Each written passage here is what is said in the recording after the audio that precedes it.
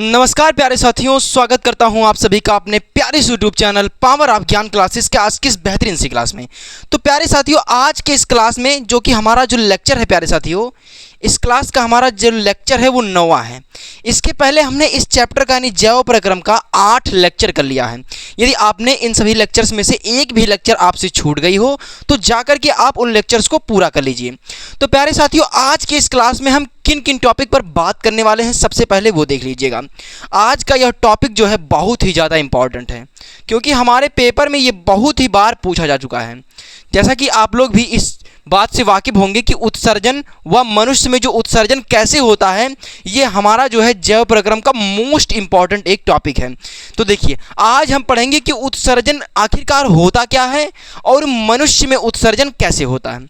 यहाँ पर ध्यान देने वाली बात है, यहाँ पर क्या है, उत्सर्जन और मनुष्य में उत्सर्जन। यहाँ पर उत्सर्जन जो है वो क्या होता है, यहाँ पर उत्सर्जन का हम डेफिनेशन देखेंगे और यहाँ पर हम देखेंगे कि आखिरकार मनुष्य में जो है उत्सर्जन कैसे होता है। अभी मैं आपको हर एक चीज़ें आपको लिख कर दूंगा और पेपर में लिखने का एक बहुत अच्छा तरीका भी बताऊंगा। तो देखिए, हम सबसे पहले देखते हैं कि उत्सर्जन आखिरकार होता क्या है।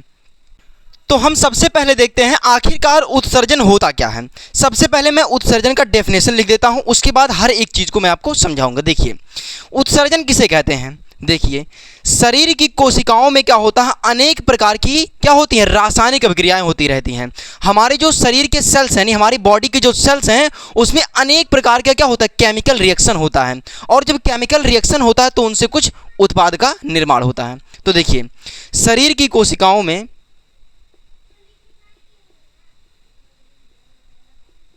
शरीर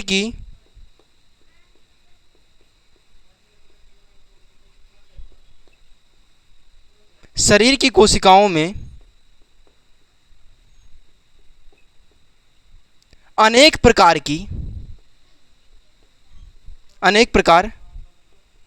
रासायनिक अभिक्रियाएं होती रहती हैं। क्या होती हैं, केमिकल रिएक्शन होता है,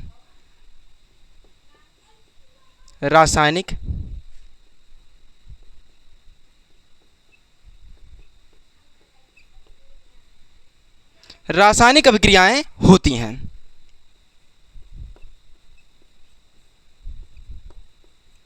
जिनसे क्या होता है, उत्पाद का निर्माण होता है। देखिए, यहाँ पर क्या है, हमारे जो बॉडी के सेल्स होते हैं उनसे क्या होता है, उनसे अनेक प्रकार का क्या होता है, केमिकल रिएक्शन होता है, मतलब रासायनिक अभिक्रियाएं होती हैं। अब जब रासायनिक अभिक्रियाएं होंगे, जब उनमें अभिकारक कोई भाग लेगा तो उनसे उत्पाद का भी निर्माण होगा। तो देखिए, यहाँ पर कहा है कि शरीर की कोशिकाओं में अनेक प्रकार की रासायनिक अभिक्रियाएं होती हैं, इनसे क्या होता है, उत्पाद का निर्माण होता है। इनसे उत्पाद का निर्माण होता है। देखिए, मैं हर एक चीज़ों को रिलेट करते हुए चल रहा, और मैं ये चीज़ें कहानी की तरह एकदम बता रहा हूँ। आप इसको एक बार अगर पढ़ लेंगे तो आपको हर एक चीज़ क्लियर हो जाएगी। तो देखिए, क्या होता है, इनसे, यहाँ पर लिख लीजिएगा, इनमें क्या होता है, उत्पाद का निर्माण होता है, या फिर लिख लीजिए इनसे उत्पाद का निर्माण होता है। यहाँ पर लिख लीजिए इनसे, ज़्यादा अच्छा रहेगा। जब रासायनिक अभिक्रियाएं होती हैं तो इनसे क्या होता है, उत्पाद का निर्माण होता है। तो निर्माण क्या होता है, जैसे यूरिया, यूरिक एसिड, वो उत्पाद क्या है, जैसे यूरिया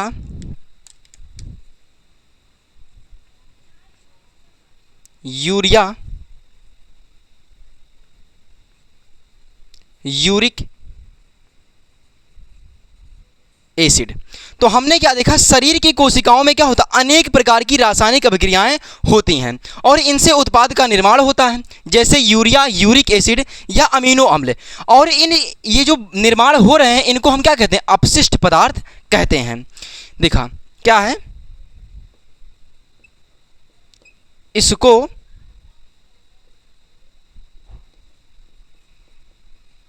अपशिष्ट पदार्थ कहते हैं।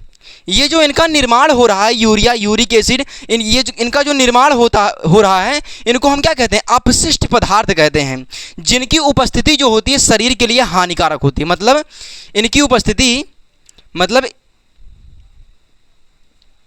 इनका शरीर के लिए आवश्यकता नहीं होती है। इनका, यहाँ पर ऐसे लिखिए, देखिए यहाँ पर क्या है, शरीर की कोशिकाओं में अनेक प्रकार की रासायनिक प्रक्रियाएं होती हैं और इनसे उत्पाद का निर्माण होता है। जैसे यूरिया, यूरिक एसिड, वह इसको क्या होता है, अपशिष्ट पदार्थ कहते हैं, जिनकी उपस्थिति शरीर के लिए हानिकारक होती है। ऐसे लिखिए, क्या है,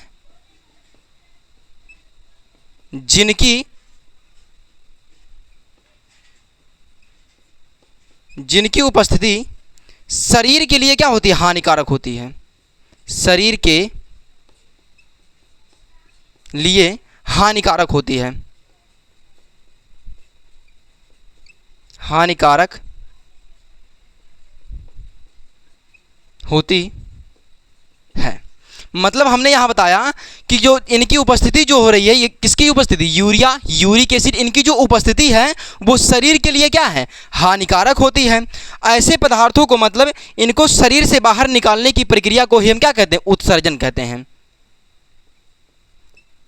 इसको शरीर से बाहर निकालने की जो प्रक्रिया होती है, बाहर निकालने की प्रक्रिया को हम क्या कहते हैं, उत्सर्जन कहते हैं। इनको शरीर से बाहर निकालने की प्रक्रिया को उत्सर्जन कहते हैं, उत्सर्जन कहते हैं। और उत्सर्जन करने में जो अंग भाग लेते हैं उन्हें उत्सर्जी अंग कहते हैं। यहां पर क्या है, उत्सर्जन करने में जो अंग भाग लेते हैं, उत्सर्जन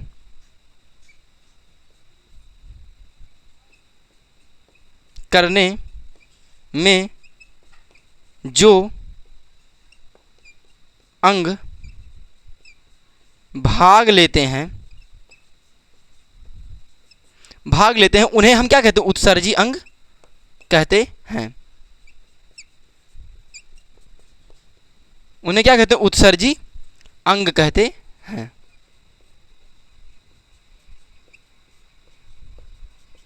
देखिए हमने क्या बताया, यहां पर है उत्सर्जन किसे कहते हैं, शरीर की कोशिकाओं में अनेक प्रकार का क्या होता है, केमिकल रिएक्शन होता है, यानी रासायनिक अभिक्रियाएं होती रहती हैं। इनसे क्या होता है, उत्पाद का निर्माण होता है। जैसे यूरिया, यूरिक एसिड, अमीनो अम्ल आदि का क्या होता है, निर्माण होता है।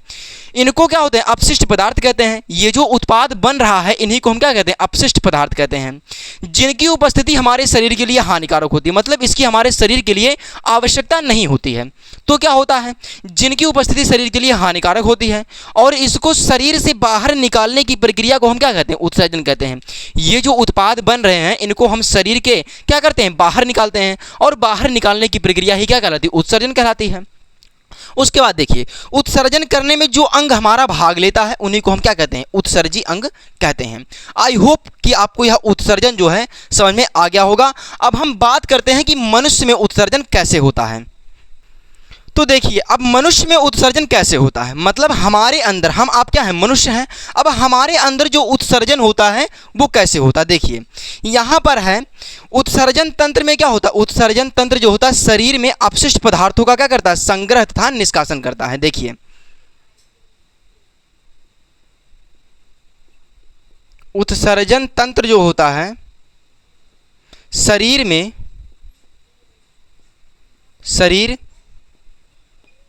देखिए यहां पर क्या है, उत्सर्जन तंत्र शरीर में जो होता है अपशिष्ट पदार्थों का संग्रह तथा निष्कासन करता है। उत्सर्जन तंत्र शरीर में अपशिष्ट उत्सर्जन तंत्र शरीर में अपशिष्ट पदार्थों का संग्रह तथा निष्कासन करता है, संग्रह तथा निष्कासन करता है, संग्रह तथा निष्कासन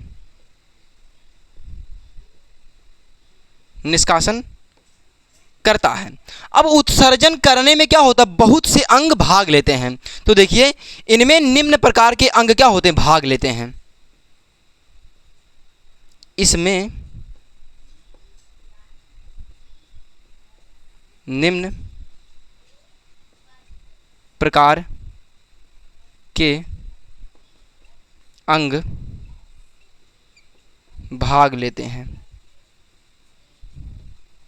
देखिए मैं जितने चीज़ें हाथों से लिख रहा हूँ ये सब आपको अगर बोर्ड पेपर में आप लिख देंगे ना तो एक नंबर भी आपका कट नहीं सकता। इतना आपको मेरे ऊपर विश्वास करना होगा क्योंकि मैं हर एक चीज़ों को मैं ये चीज़ें ध्यान देखते हुए चल रहा हूँ कि यहाँ से एक प्रॉपर नोट्स भी आपका बने। तो देखिए यहाँ पर क्या है, मनुष्य में उत्सर्जन कैसे होता है। देखिए उत्सर्जन तंत्र जो होता है वो शरीर में अपशिष्ट पदार्थों का संग्रह तथा निष्कासन करता है। यहाँ पर ये था है उत्सर्जन तंत्र क्या होता है। उत्सर्जन तंत्र शरीर में अपशिष्ट पदार्थों यानी वेस्ट मटेरियल को क्या करता है, पदार्थों का संग्रह तथा निष्कासन करता है, मतलब शरीर से बाहर निकालता है। और इनमें क्या होता है, निम्न प्रकार के अंग भाग लेते हैं। अब उनमें निम्न प्रकार के अंग कौन कौन से भाग लेते हैं। देखिए जो होता है इनमें सबसे पहली बात होता है वृक्क। क्या होता है,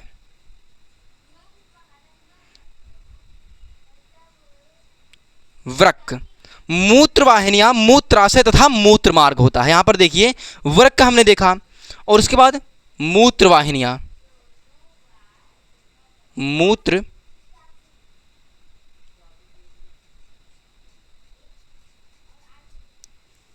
हमने क्या देखा, वृक्क, मूत्र वाहिनियां, मूत्राशय तथा मूत्र मार्ग।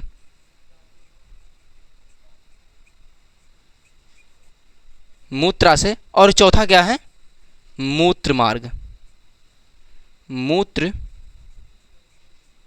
मार्ग। मतलब ये चार ही अंग हैं जो उत्सर्जन करने में क्या करते हैं, भाग लेते हैं। देखिए यहां पर क्या है, उत्सर्जन तंत्र जो होता है वो शरीर में अपशिष्ट पदार्थों को यानी वेस्ट मटेरियल्स को क्या करता है, बाहर निकालता है यानी निष्कासन करता है। और इनमें निम्न प्रकार के अंग भाग लेते हैं। निम्न प्रकार के अंग क्या भाग लेते हैं, वृक्क, मूत्रवाहिनियां, मूत्राशय और मूत्र मार्ग। ये चार जो अंग हैं यही क्या होते हैं, उत्सर्जन करने में मदद करते हैं, यानी इनमें ही क्या होते हैं, उत्सर्जन करने में भाग लेते हैं। तो हमने देखा वृक्क, मूत्रवाहिनियां, मूत्राशय और मूत्र मार्ग, मतलब उत्सर्जन करने में ये चार अंग जो होते हैं वो भाग लेते हैं। तो हम एक एक करके इनको देख लेते हैं कि इनका किस तरीके से काम क्या होता है। तो सबसे पहले हम देखते हैं कि वृक्क आखिरकार किस प्रकार से मदद करता है उत्सर्जन करने में। तो देखिए मनुष्य में जो उत्सर्जन होता है उसमें वृक्क क्या भूमिका निभाती है, यानी मनुष्य में जो उत्सर्जन होता है वो कैसे होता है उसको हम यहाँ पर देखेंगे। तो मनुष्य में उत्सर्जन जो होता है वो चार चरणों में होता है, इसके पहले मैंने बता दिया है आपको। तो देखिए सबसे पहली बात हम इस स्टेटमेंट को पढ़ लेंगे, उसके बाद यहाँ पर हम इस चित्र को समझाएंगे। तो देखिए वृक्क क्या होता है, मतलब हमारे शरीर में जो उत्सर्जन होता है, यहाँ पर देखिए लिखा है मनुष्य में उत्सर्जन। हमारे शरीर में जो उत्सर्जन होता है उसमें वृक्क यानी किडनी, ये क्या है, दो वृक्क होते हैं, इन्हें चाहे वृक्क कहिए चाहे किडनी कहिए।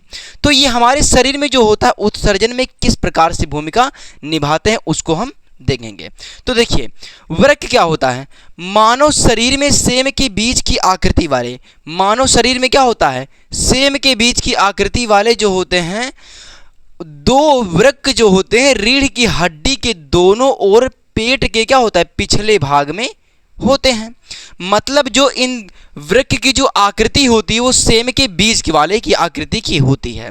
तो देखिए यहाँ पर कहा है कि मानव शरीर में सेम के बीज की आकृति वाले दो वृक्क जो होता है रीढ़ की हड्डी के दोनों ओर पेट के हमारे पिछले भाग में क्या होते हैं। उसके बाद रीनल जो धमनी होता है वो अशुद्ध रक्त को कहाँ पर लाती है, वृक्क में लाती है। जो रीनल धमनी होती है वो अशुद्ध रक्त को वृक्क में लाती है। उसके बाद क्या होता है, वृक्क की जो लाखों नेफ्रॉन्स होते हैं, वृक्क में क्या होते हैं, लाखों नेफ्रॉन्स, यही क्या है, ये नेफ्रॉन्स है, यही नेफ्रॉन्स है। और वृक्क में जो लाखों नेफ्रॉन्स होते हैं वो रक्त को क्या करते हैं, साफ करते हैं। जो हमारे वृक्क यानी किडनी में जो लाखों नेफ्रॉन्स होते हैं वो रक्त को क्या करते हैं, साफ करते हैं। उसके बाद जो शुद्ध रक्त होता है सिरा द्वारा, यानी यहाँ पर क्या है, शुद्ध रक्त जो है रीनल सिरा द्वारा शरीर को वापस भेज दिया जाता है। उसके बाद व्यर्थ पदार्थ जो होता है मूत्र वाहिनियों के रास्ते मूत्राशय में पहुंच जाता है।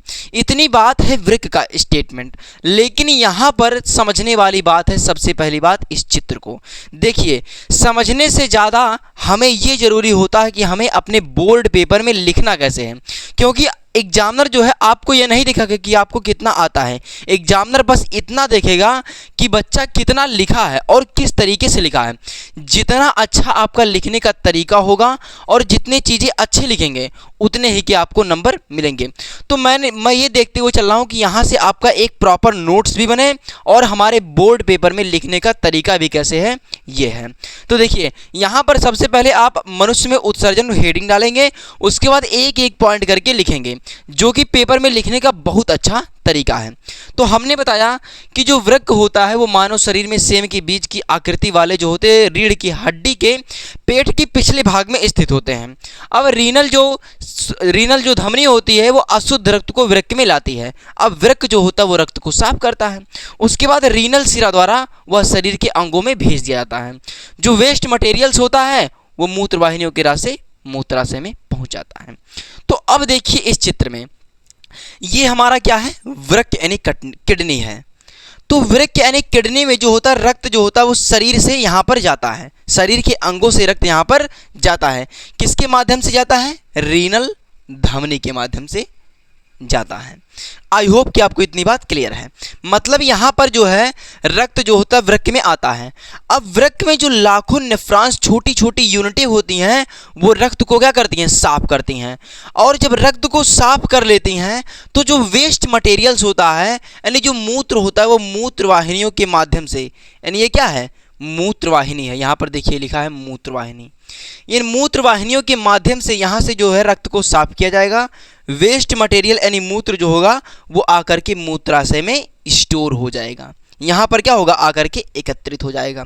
अब यहाँ पर जब एकत्रित हो जाएगा तो क्या होता है, मूत्राशय में आकर यहाँ पर एकत्रित हो गया। उसके बाद मूत्र मार्ग के माध्यम से इसको शरीर से बाहर निकाल दिया जाता है। बस इतनी सी बात है इसमें। तो हमने बताया कि यहाँ पर जो है रक्त आएगा, रक्त को क्या करेगा, जो वृक्क होता है इसमें नेफ्रॉन्स होते हैं और नेफ्रॉन्स जो होते हैं उनमें लाखों छोटी यूनिटें होती हैं। वो लाखों छोटी यूनिटें जो होती हैं रक्त को साफ करती हैं और जब रक्त को साफ करती हैं तो रीनल सिरा द्वारा उस रक्त को, जो शुद्ध रक्त होता है उसको शरीर के अंगों में भेज दिया जाता है। अब जो यहाँ से वेस्ट मटेरियल निकला है ये देखिए क्या है, ये वेस्ट मटेरियल आ रहा है यानी मूत्र जो है ये यहाँ पर क्या होगा, मूत्रा वाहिनियों के माध्यम से मूत्राशय में आकर के एकत्रित हो जाएगा, यानी यहाँ पर स्टोर कर लिया जाएगा। यहाँ पर क्या होगा, स्टोर कर लिया जाएगा। उसके बाद मूत्र मार्ग के माध्यम से इसको शरीर के बाहर निकाल दिया जाएगा। तो हमने मनुष्य में उत्सर्जन पहला पॉइंट देखा कि वृक्क में किस प्रकार से उत्सर्जन होता है। अब हम बात करते हैं कि मूत्र वाहिनियों में कैसे उत्सर्जन होता है। तो देखिए अब हम बात करते हैं कि मूत्र वाहिनियाँ जो होती हैं वो उत्सर्जन में क्या सहायता करती हैं। देखिए सबसे पहली बात जो होती है, ये वृक्क से निकलकर, या जो मूत्र वाहिनियाँ होती हैं ये वृक्क से निकलकर कहाँ तक जाती हैं, मूत्राशय तक जाती हैं। उसके बाद क्या होता है, इनकी भित्तियों में क्रमानुकुंचन पाया जाता है। ये यहाँ पर ध्यान देने वाली बात है, क्रमानुकुंचन। क्रमानुकुंचन मतलब क्या होता है, यहाँ पर जो मूत्र होता है वो धीरे धीरे फैलते और सिकुड़ते हुए, इनकी जो भित्तियाँ हैं वो फैलते सिकुड़ते हुए क्या होता है, आराम आराम से आगे की ओर बढ़ती हैं। उन्हीं को क्या कहते हैं, क्रमानुकुंचन कहते हैं। तो यहाँ पर लिखा है इनकी भित्तियों में क्या होता है, क्रमानुकुंचन पाया जाता है, जिसके फलस्वरूप जो होता है मूत्र आगे की ओर बढ़ता है। यहाँ पर लिखा है जिसके फलस्वरूप जो मूत्र होता है वो क्या होता है, आगे की ओर बढ़ता है। तो यहाँ पर चित्र में देखिए, यहाँ पर लिखा गया है ये वृक्क से निकलकर मूत्राशय तक जाती हैं। यहाँ पर देखिए, यहाँ पर जो रक्त आया था यहाँ पर रक्त को छाना गया, रक्त को छान करके यहाँ पर क्या किया, रक्त को शुद्ध किया गया। अब जो रक्त से वेस्ट मटेरियल निकला वो यहाँ पर क्या है, ये वृक्क से जुड़ा हुआ है। यहाँ से क्या होता है, वृक्क से जुड़ा हुआ है। ये मूत्र वाहिनियों के रास्ते क्या होता है, मूत्राशय तक जाता है। ये मतलब यहाँ पर क्या होता है, ये वृक्क से जुड़ा होता और मूत्र वाहिनियों से होता हुआ ये वृक्क तक, मतलब यहाँ पर मूत्राशय तक जाता है। यहाँ पर लिखा है कि ये वृक्क से निकलकर मूत्राशय तक जाता है। ये देखिए यहाँ से निकल करके ये मूत्राशय, जहाँ पर क्या होता है मूत्र स्टोर होता है वहाँ तक ये जाता है। उसके बाद क्या कहा गया है, उसके बाद इनकी भित्तियों में क्रमानुकुंचन पाया जाता है, ये बात हमने बता दिया। और इसके फलस्वरूप जो होता है मूत्र आगे की ओर बढ़ता है और मूत्र आ जाता है कहाँ, मूत्राशय में। तो हमने देख लिया कि मूत्र वाहिनियाँ क्या होती हैं और मूत्र वाहिनियाँ मूत्र को आगे की ओर बढ़ाने का काम करती हैं, जो कि क्रमानुकुंचन गति से। अब हम बात करते हैं कि मूत्राशय में जो होता है अपशिष्ट पदार्थ का क्या होता है। तो देखिए, अब हम बात करते हैं कि मूत्राशय क्या होता है। देखिए, यह उदर के पिछले भाग में क्या होता है, स्थित होता है। जो मूत्राशय होता है वो उदर के क्या होता है, पिछले भाग में स्थित होता है।